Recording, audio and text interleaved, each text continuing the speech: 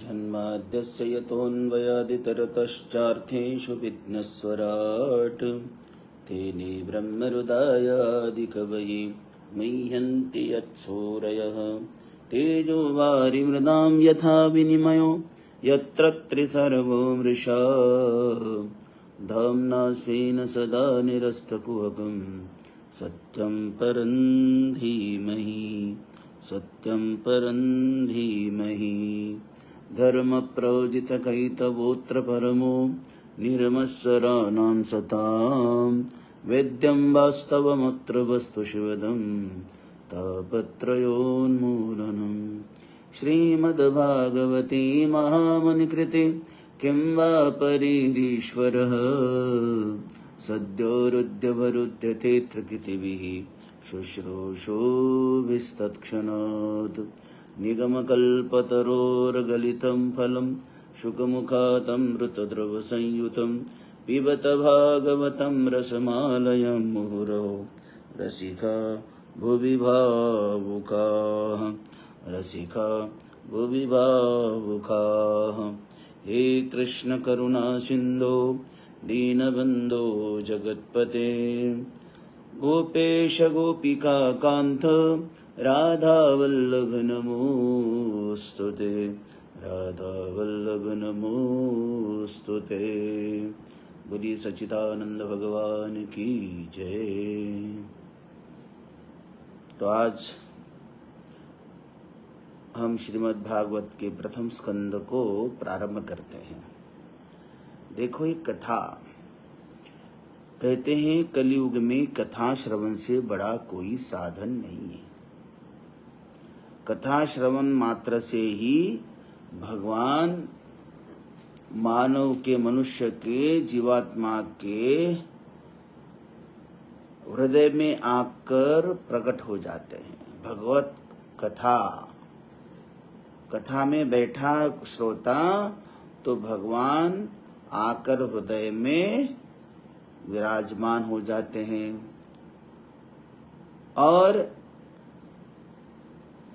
भाव भक्ति में जो भक्ति विभोर होकर कथा श्रवण करता है, तो जब भगवान हृदय में आए तो भाव विभोर होकर उसमें आंखों में आंसू आते हैं, शरीर में रोमांच होने लगता है, कंठ गदगद होता है। इसी रूप में हमारे हृदय में आकर भगवान क्रीड़ा करने लग जाते हैं। जब हमारा भाव प्रकट दुनिया को भी दिखता है कि हमारे आंखों में आंसू आ रहे हैं, शरीर का रोम रोम रोमांचित हो चुका है, कंठ गदगद हो चुका है, भगवान के मिलन के लिए आतुरपना दिखता हो, तो मान लो भगवान हृदय में आकर क्रीड़ा कर रहे हैं। किसी ने वेद रूप कल्प वृक्ष के नीचे जाकर मांगा कि हे प्रभु, हे कल्प वृक्ष, हमें द्वैत दे दो, हमें द्वैत चाहिए। कोई कहा कि नहीं हमें अद्वैत चाहिए, कोई कहा कि नहीं हमें द्वैत अद्वैत चाहिए, द्वैताद्वैत चाहिए, और कोई जाकर कहता शुद्ध अद्वैत चाहिए। तो लो, ये वेद रूप कल्प वृक्ष के नीचे जाकर आपको ये सब मिलेगा। अगर एक बार सुखदेव जी महाराज के इस शुक शास्त्र में, इसे शुक शास्त्र कहते हैं, तो एक बार सुखदेव जी भ्रमण करते करते वेद रूपी कल्प वृक्ष के नीचे पहुंच गए। तो क्या हुआ? तो वेद ने कहा कि महात्मा जी आपको क्या चाहिए? वेद कल्प वृक्ष ने पूछा कि महात्मा जी आपको क्या चाहिए? सुखदेव जी ने कहा कि हमें तो कुछ नहीं चाहिए, हम तो स्वप्रकाशे चिदात्मनि ब्रह्मणि सुखमास्महे। तो हमें तो कुछ नहीं चाहिए, क्योंकि हम तो स्वप्रकाशे चिदात्मनि, हम तो उस स्वप्रकाश ब्रह्म में ही सदा ही सुखास्महे, सुख में चैन में रहते हैं। कल्पवृक्ष ने कहा कि तुम मेरे नीचे आए हो तो फिर तो कुछ तो मांगना ही पड़ेगा, फिर मैं तुम्हारे जैसे ब्रह्म रूप अतिथि को खाली हाथ कैसे जाने दूंगा। कौन, किसने कहा? वेद कल्पवृक्ष ने, वेद रूपी कल्पवृक्ष ने कहा इतने बड़े महात्मा हो और आप हमारे नीचे आए हो तो हम आपको खाली हाथ तो नहीं जाने दे सकते हैं, तो आप कुछ तो मांगो। लेकिन सुखदेव जी ने कहा कि हमारे पास तो हमको मांगने के लिए कोई जरूरत ही नहीं है। स्वप्रकाशे चिदात्मनि ब्रह्मणि सुखमास्महे।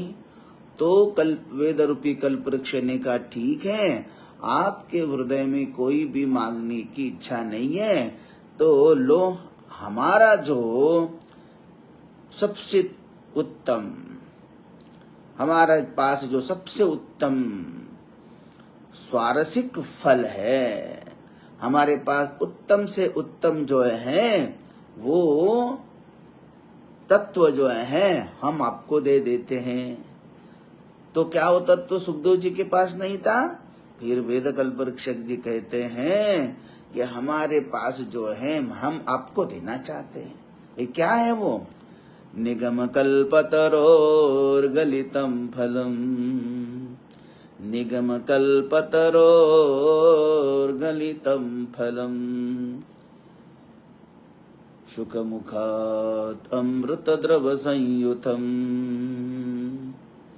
हमारा जो सबसे उत्तम स्वारक्षिक फल है वो यह तुम्हारे मुख से संयोग से और भी मीठा हो जाएगा। अब ये सुखदेव जी, ये जो है आपके मुख से और भी रसीला हो जाएगा। तो ये निगम कल्पतरोर गलितम फलम शुकमुखात् अमृत द्रव संयुतम, तो आपके मुख से ये निकलेगा तो और भी मिठास उसमें आ जाएगी। इसलिए व्यास जी ने भी कहा है पिबत भागवतम रसमालयम मुहुरहो रसिका भुवि भावुका, रसिका भुवि भावुका। तो वेद व्यास जी ने भी इसीलिए कहा है जो इसी समय सुख चाहते हैं उनको जो है निमंत्रण है, जो परलोक में सुख चाहते हैं वे उनको भावुकों की भी निमंत्रण है, और वो आए और उसी जन्म में सुख ले।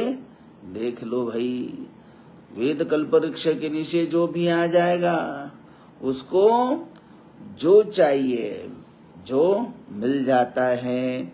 लेकिन पिबत भागवतम रसमालयम मुहुरहो, तो जो इसी समय सुख चाहते हैं तो उनको भी जो है, जो परलोक चाहते हैं परलोक भी मिलेगा।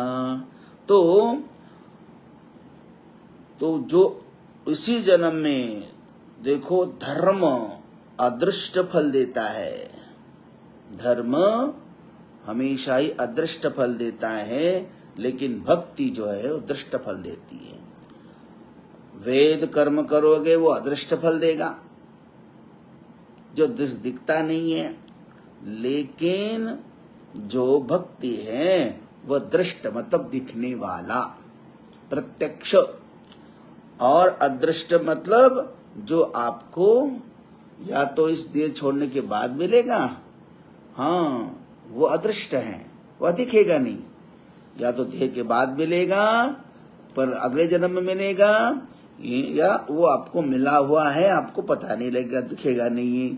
तो ये जो अदृष्ट फल देता है, धर्म पुण्य जो अदृष्ट रहता है दिखता नहीं है, धर्म अदृष्ट फल देता है, लेकिन भक्ति दृष्टा दृष्ट फल देती है, दृष्ट भी और अदृष्ट भी। भक्ति केवल दृष्ट ही फल देती है ऐसा नहीं है, वो अदृश्य फल भी, यहाँ पर भी वो फल दिखने में दिखता है और अंत में भी ये फल अदृष्ट रूप में मिलता है। तो भक्ति जो है दृष्ट अदृष्ट फल देती है। तो जीवन को रसमय बनाने के लिए भगवान की भक्ति चाहिए। तो अदृष्ट फल अदृष्ट फल, इसलिए कहते हैं कि जो जीवात्मा अपने प्रत्यक्ष जीवन में दृष्टादृष्ट फल चाहता है वो भक्ति से ही मिलता है। यस्यावे श्रयमानायां कृष्णे परम पुरुषे भक्तिरुत्पद्यते पुंसः शोक मोह भयापः। देखो, यस्यावे श्रूयमानायां भागवत कथा, देखो श्रवण मात्र से ही कृष्णे परम पुरुष है। जिस भागवत में परम पुरुष परमात्मा भगवान श्री कृष्ण का ही कथन है, श्री कृष्ण का ही चरित्र है, कृष्णे परम पुरुष भक्तिरुत्पद्यते पुंसः, तो जीवात्मा के हृदय में जो क्या है, भक्ति उत्पन्न हो जाती है। कथा श्रवण करने से भक्तिरुत्पद्यते पुंसः शोक मोह भयापहा।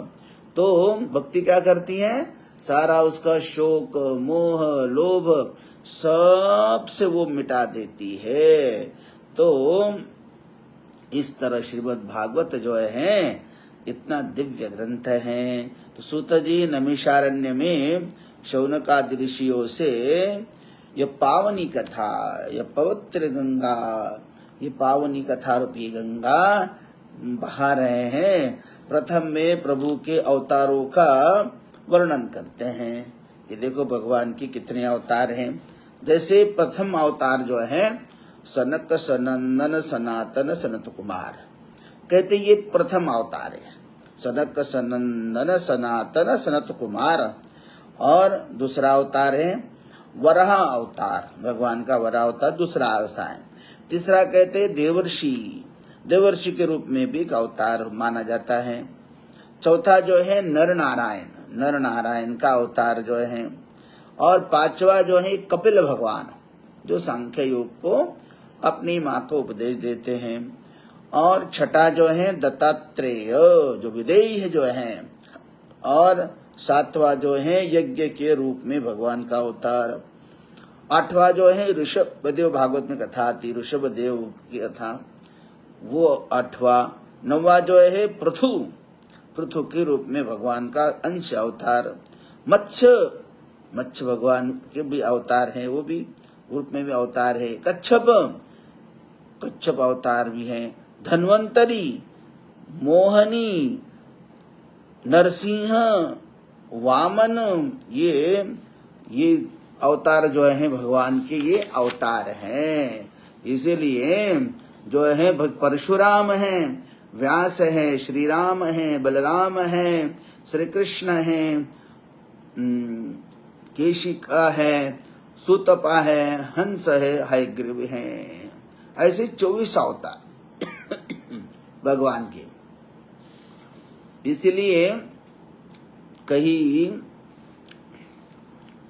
गुरु जी ने कहा है, गुरु नानक जी ने, 420 अवतार धरियो, 420 अवतार धरियो, जनकी करी सहाय।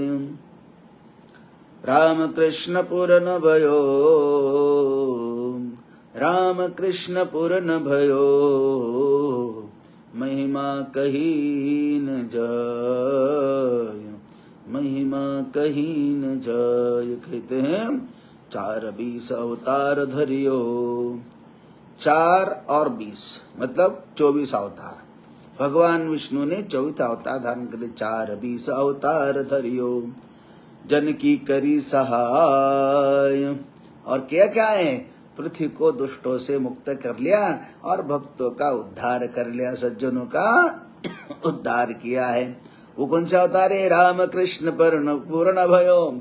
और उस 24 अवतारों में नानक गुरुदेव कहते हैं कि केवल 2 ही अवतार हैं जो पूर्ण हुए हैं, बाकी तो अंश अवतार है। तो राम कृष्ण पूर्ण भयो, महिमा कही न जाय। जो राम और कृष्ण अवतार हैं, उनकी तो महिमा कितनी भी कहो, महात्म्य कितना भी कहो, वो पूर्ण होने वाला नहीं है, नहीं कही जा सकती पूर्णतया। तो इस तरह 24 अवतारों की कथा वेदव्यास जी ने प्रथम ही स्कंध में बता दिया। भगवान वेदव्यास के जीवन में भी ऐसा आया, एक बार असंतोष आया, बड़े 4 वेदों के भाग कर ली, फिर 18 पुराणों की रचना कर ली, सभी किया, लेकिन फिर भी वेदव्यास जी के मन में संतुष्टि नहीं है। कुछ लगता है कि कुछ तो अभी भी कमी रही है, कुछ करना बाकी है, ऐसा उनके मन में खेद लगने लगता है। तो वेदव्यास जी ने एक ही वेद के 4 विभाग कर दिए, इतिहास भी रच लिया, पुराणों की भी रचना कर ली। पुराणों को भी 5वां वेद कहा जाता है, ऋग्वेद, और अपने वेदों को भी शिष्य को दे दिया, शिष्य को पढ़ा दिया। ऋग्वेद जो है पहले ऋषि को पढ़ा दिया, पहले को शिष्य को दे दिया। सामवेद जो है वह जैमिनी को पढ़ा दिया। यजुर्वेद जो है वैशंपायन को पढ़ा दिया। अथर्ववेद जो है वो सुमंत ऋषि को पढ़ा दिया। इतिहास पुराणों को जो है रोमहर्षण को, जो सूत जी के पिता थे, उनको पढ़ा दिया। निश्चिंत हो गए। जो ग्रंथों की रचना कर ली वो भी सबको अपना उनको पढ़ा दिया है, उनको उनके हवाले कर दिया। तो फिर भी मन में संतुष्टि नहीं है, लगता है कि अभी भी कुछ कमी है, कमी शेष बचा हुआ है। ऐसे उनके मन में जो है असंतोष है, और मन ही मन कहते कि मैंने जो करना था वो नहीं किया, अब तक तो किया है, बुढ़ापा आया है। किं वा भागवता धर्मान प्राहेण निरूपिताः, प्रिया परमहंसानां तयेव ह्यच्युत प्रियाः।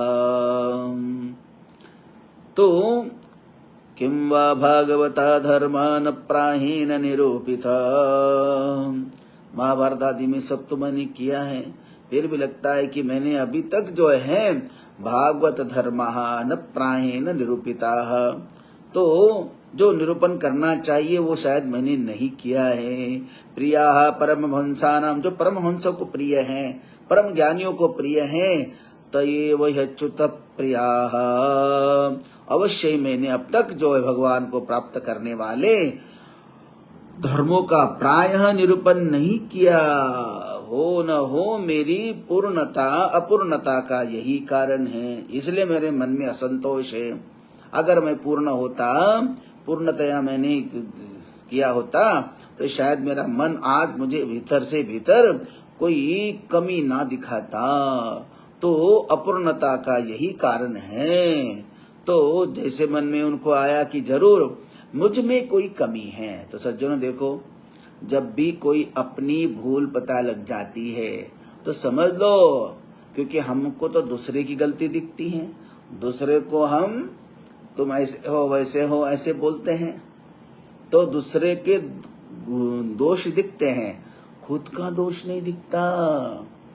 इसलिए आज जो है वेदव्यास जी एकांत में हैं, लेकिन लग रहे हैं कि असंतोष का कारण मैं हूँ, बाहर नहीं है। आज संसार में भी हर कोई जीवात्मा अपने दुख का कारण उसी और को टारगेट करता है कि इनके कारण हमको दुख है, लेकिन वो दुख देने वाला तो केवल निमित्त है, असली तो हमारे कर्म है। हमारे कर्म ही उस व्यक्ति के द्वारा, चाहे वो पत्नी हो सकती है, वो पति हो सकता है, बेटा हो सकता है, बेटी हो सकती है, पड़ोसी हो सकता है, पड़ोसन हो सकती है, वो डायरेक्ट दुख देने के काबिल नहीं है, वो दुख डायरेक्ट नहीं दे सकते। हमारा ही प्रारब्ध उनको प्रेरित करता है, हमारा ही प्रारब्ध जो है उनको उत्तेजित करता है कि जाओ इनको दुख दे दो, इसलिए सोचो कि जो कभी हमको कटुवचन न करने वाला अचानक कटुवचन कह दे, गाली गलौज कर ले, तो समझ लो कि मेरे पाप कर्म के कारण ही उसके मन में ये दुर्भावना आ गई। और आज वो दुर्भावना के कारण वो निमित्त मात्र है, वो डायरेक्ट कारण नहीं है।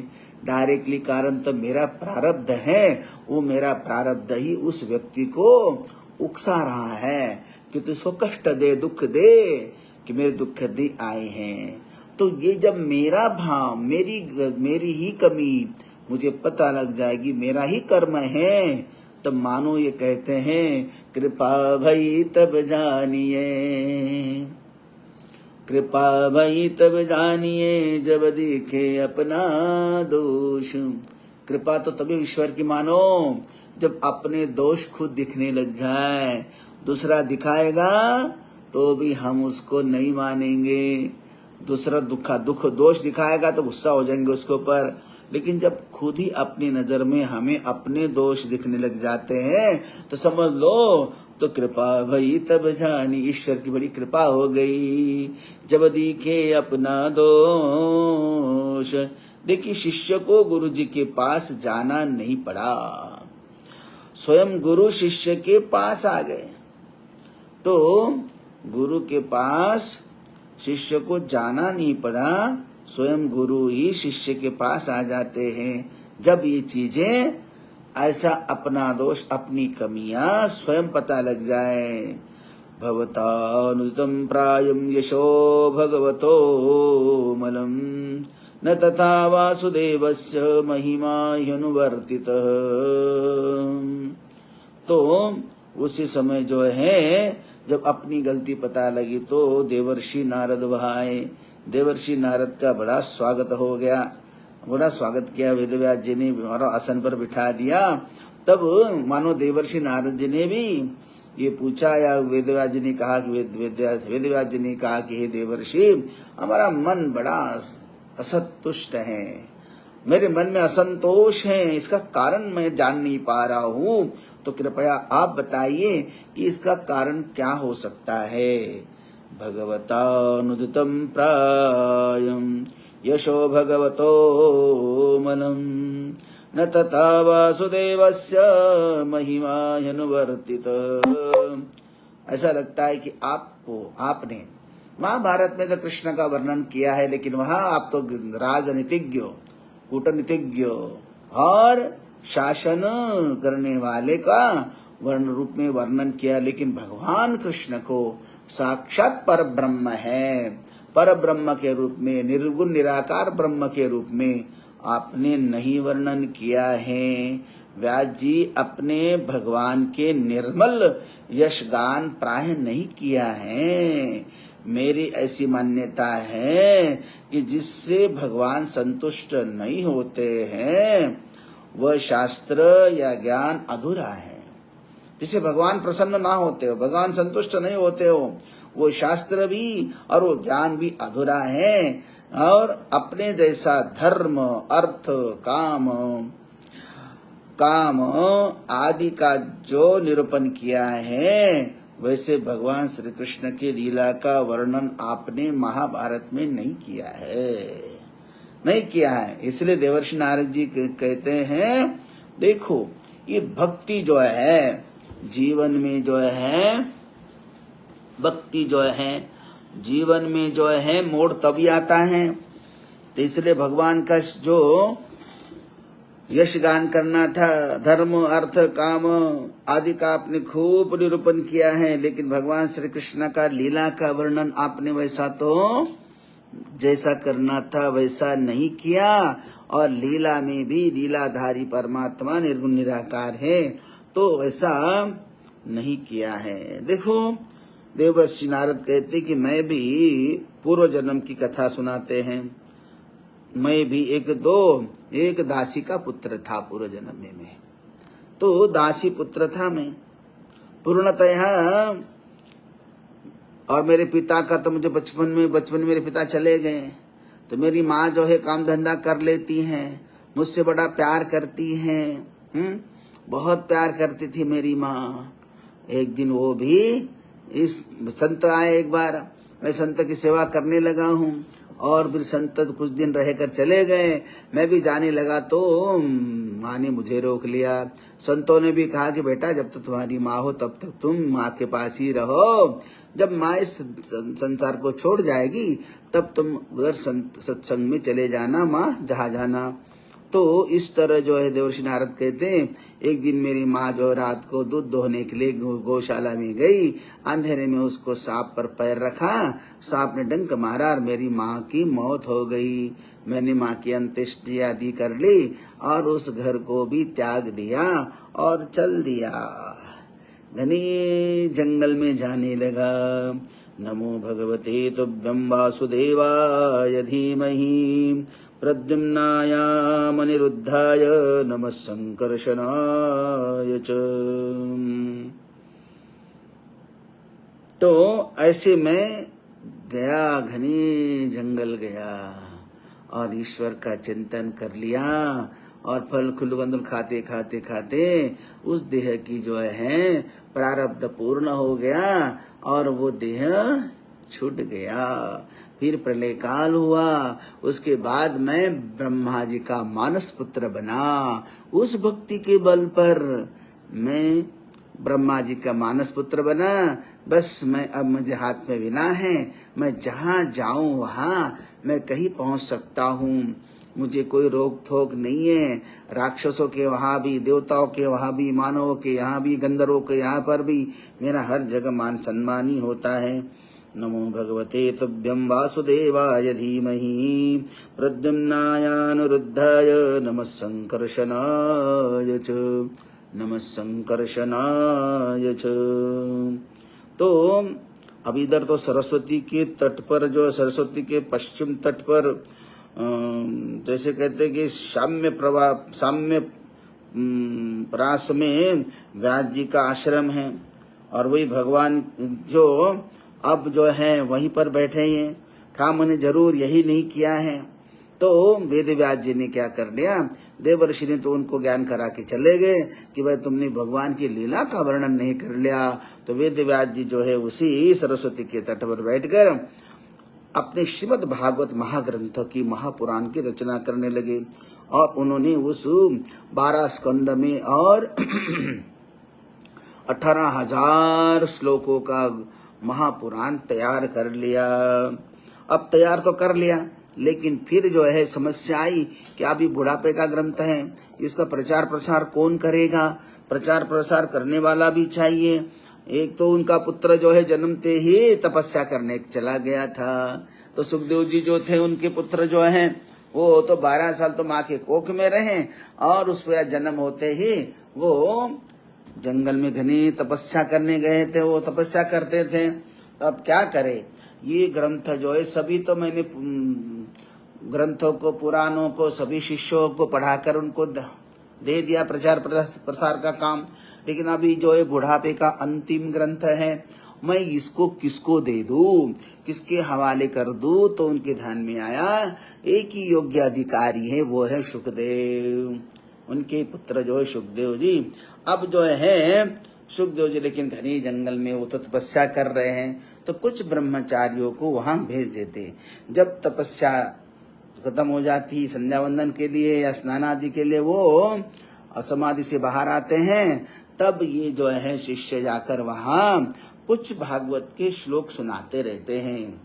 और वो भी कौन से सुनाते, वर्रापीडं नटवर वपु कर्णयो कर्णिकारं बिभ्रद्वासः कनक कपिशं वैजयन्ती च मालां रन्ध्रानामेनो रदरसुदया सुदर्या पूरयन् गोपवृन्दैः वृन्दारण्यं सपदस्मरणं प्राविशत् गीतकीर्तिः प्राविशद्गीतकीर्तिः।